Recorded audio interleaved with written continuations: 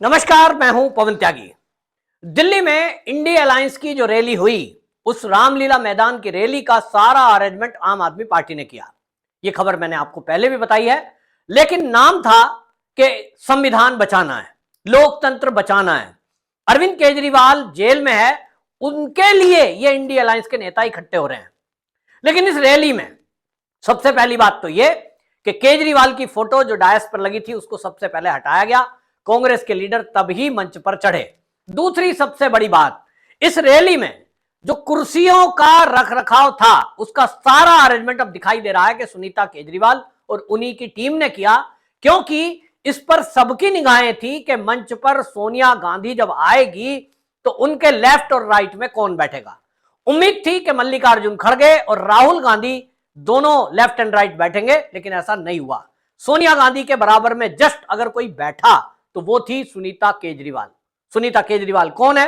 क्या आम आदमी पार्टी की संयोजक है? क्या वो दिल्ली की मुख्यमंत्री है? क्या वो कोई सांसद है? क्या वो कोई विधायक है? इतनी बड़ी लीडर है कि सोनिया गांधी की बराबरी कर सकती है? उत्तर है ना, कतई नहीं। सुनीता केजरीवाल दिल्ली के मुख्यमंत्री अरविंद केजरीवाल की केवल पत्नी है।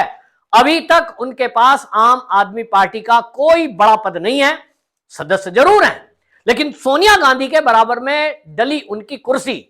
और जिस इंटीमेसी से दोनों बात कर रही थी, एक बात बिल्कुल क्लियर है कि अब जो आगे वाली राजनीति है, उस राजनीति में क्योंकि केजरीवाल के बारे में जिस तरह की चीजें आ रही हैं, ईडी के सूत्र जो बता रहे हैं, जो सीबीआई के केस चल रहे हैं, जिस तरह से दिल्ली में एक के बाद एक घोटाले खुलकर सामने आ रहे हैं, अभी केवल शराब घोटाले में अरविंद केजरीवाल जेल के अंदर बंद है। कहा तो यह जा रहा है कि अभी तो देशद्रोह की धाराओं में भी केजरीवाल पर केस चलेंगे। जिस तरह से खालिस्तानी मूवमेंट के समर्थकों का समर्थन लेना या उनको समर्थन देना, दोनों ही अपराध है, आतंकी घटना है, यूएपीए की धाराओं में केस चलेगा। उस सब में कहा जा रहा है कि अरविंद केजरीवाल का फंसना लाजमी है। अब ऐसे में कौन आगे की राजनीति करेगा? आप अगर कांग्रेस और आम आदमी पार्टी को देखेंगे, ऊपर से देखने में लगेगा कि अभी पहली बार यह मंच साझा हुआ है। इंडी अलायंस जब से बना है तब से ये दोनों पार्टी के नेता एक मंच पर आ रहे हैं, लेकिन उसके पहले एक दूसरे को ये गाली देते रहे। अरविंद केजरीवाल के पुराने वीडियो आप उठाकर देखेंगे तो आपको पता लगेगा कि वो तो बाकायदा कांग्रेस को गालियां दे रहे थे।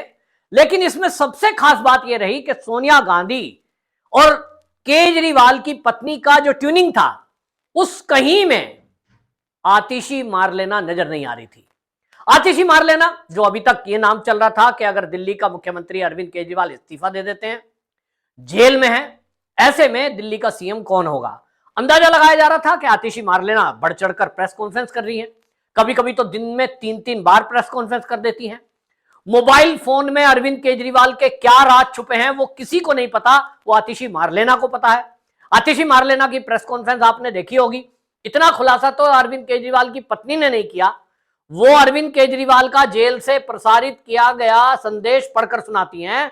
लेकिन आतिशी मार लेना ये बता देती है पूरे मीडिया में, ईडी के अधिकारियों को, पूरे देश को, कि जो अरविंद केजरीवाल है उनके फोन में रणनीति है बीजेपी को हराने की, और इसीलिए ईडी उनका पासवर्ड मांग रही है।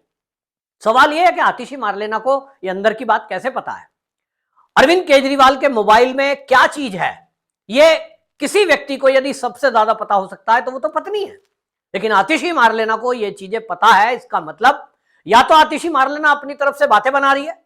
ऐसा अगर कुछ होता, पहली बात तो यह कि वो पार्टी इतनी बड़ी कोई है नहीं कि मोदी जी उससे डर गए, बीजेपी उससे डर गई।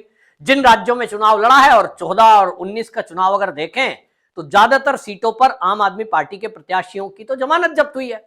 तब फिर ऐसी कौन सी नई रणनीति आ गई जिसमें अरविंद केजरीवाल को 400 सीटें मिल जाएंगी, सरकार बना लेंगे, पीएम बन जाएंगे? असली बात यह है कि इस पूरे आंदोलन को हाईजैक करने की कोशिश की गई, और कहीं ना कहीं अरविंद केजरीवाल की पत्नी इस मामले में तो सफल हो गई कि उन्होंने एक संदेश तो साफ दे दिया कि आतिशी मार लेना, अगर आप सोच रहे हो कि अगला सीएम तुम बन जाओगी, तुम्हारे लिए कोई चांस नहीं है। सोनिया के बराबर में बैठने की हैसियत यदि किसी की है, वो है सुनीता केजरीवाल, और यह होता है पैसे के बल पर। आप जान ही रहे हैं कि कांग्रेस की आज की हालत क्या है। उनके पास चाय पीने के पैसे नहीं है, ऐसा उनके नेताओं ने कहा है।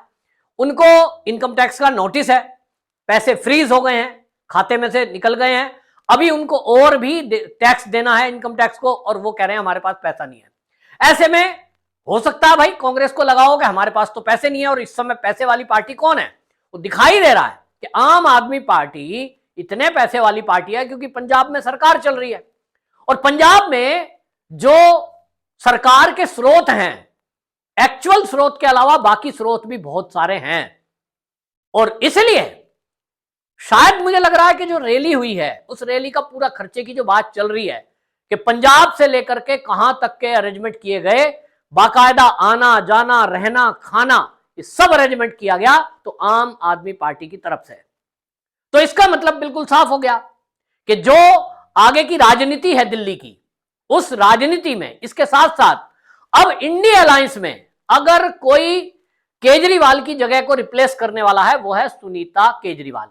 आतिशी मारलेना का चेहरा लटका हुआ था, उनको ये बड़ा झटका लगा है क्योंकि एक उनको लग रहा था कि अभी तो सीएम बनने का नंबर मेरा ही आ रहा है। सुनीता केजरीवाल कहीं एक्टिव नहीं थी, हालांकि केजरीवाल जी की जो विधानसभा है उसमें वो हमेशा एक्टिव रही हैं। मीटिंग में भी पिछली बार आपको याद होगा जब सीबीआई ने बुलाया था, 9 घंटे पूछताछ चली थी, आनंद फानन में मीटिंग होने लगी थी गोपाल राय के घर पे, तब भी ये था, मीडिया में आया था कि सुनीता केजरीवाल उस मीटिंग में है। किस हैसियत से है ये कोई नहीं बताता, लेकिन हाँ ये तैयारी चल गई थी। अब ये एक स्वाभाविक है, इन दलों से तो यही उम्मीद है, लेकिन सवाल यह है कि जो अरविंद केजरीवाल ये परिवारवाद की प्रहार करते थे, परिवारवाद पे परिवारवाद की बुराई करते थे कि ये परिवारवादी पार्टी हैं, ये अपने बच्चों को आगे ला रही हैं, और देखिए जी हमें राजनीति बदलनी है। असली बात यह है कि फिर इससे ज्यादा और वो कर क्या रहे हैं?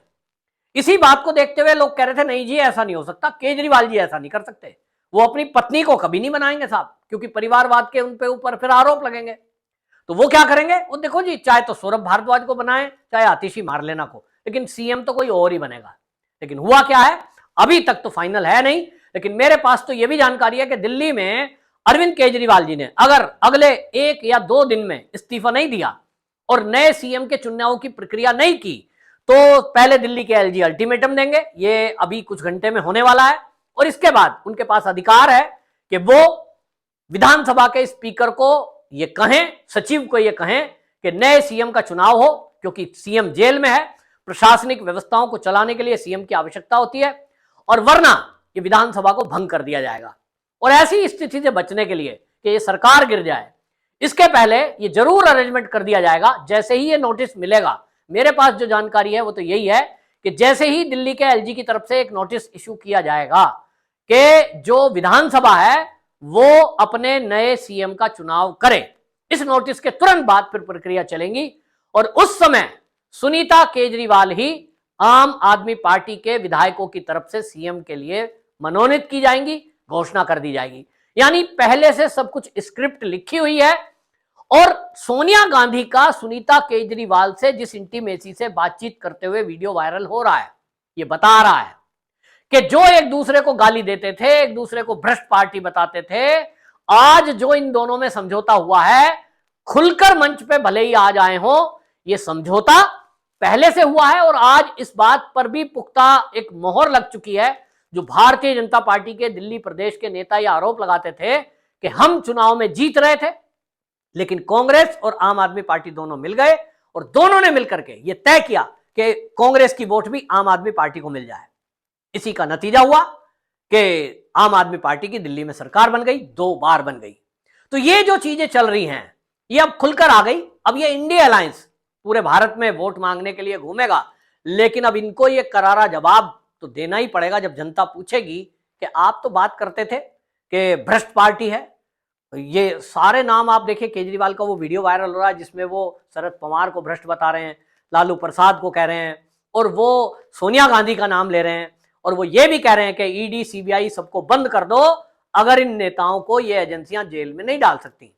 तब सवाल ये उठ रहा है कि क्या ये केवल स्वार्थ की राजनीति है? कि आप जब तो कहते थे कि भाई इन पे भ्रष्टाचार के केस हैं, इन्हें जेल में बंद करो, आज एजेंसियां काम कर रही हैं तो आप कह रहे हो एजेंसियां हमें परेशान कर रही हैं। और कुल मिलाकर के सुनीता केजरीवाल ने जो आम आदमी पार्टी की तरफ से, केजरीवाल की तरफ से 5 गारंटियां दी, उसमें आप गारंटी अगर देखेंगे तो आपको लगेगा सबकी बिजली फ्री कर रहे हैं, मोहल्ला क्लिनिक हर मोहल्ले में खोल रहे हैं, स्कूल हर मोहल्ले में खुलेगा। ऐसा लग रहा है जैसे कोई सपना दिखा रहे हो। सरकार में तो आना नहीं, तो कहने में क्या जाता है, बरगलाने के लिए कुछ भी बोल दो। जैसे मैं कहता हूं कि भाई अगर मेरी सरकार आ गई, मैं प्रधानमंत्री बन गया, तो मैं देश में हर आदमी को एक एक बढ़िया फ्लैट दूंगा और सबको एक एक करोड़ रुपया दे दूंगा, सबको एक एक ओडी गाड़ी दे दूंगा, क्योंकि मुझे पता है मैं पीएम तो बनने जरा, मैं तो एमपी नहीं बन सकता, पीएम तो बड़ी पोस्ट है। ऐसे ही सुनीता केजरीवाल अरविंद केजरीवाल की तरफ से बयानबाजी कर रही है, जिससे एक बात दिखाई दे रही है कि वो केवल एक हसीन सपने दिखा रहे हैं कि आम आदमी पार्टी कितनी मजबूती के साथ इस इंडिया अलायंस में है, और सुनीता केजरीवाल आगे आकर यह दिखा रही है कि आम आदमी पार्टी में यदि कोई लीडर अब है अरविंद केजरीवाल की जगह लेने वाला, वो है सुनीता केजरीवाल। आपकी क्या राय है, कमेंट बॉक्स में जरूर बताएं। वंदे मातरम।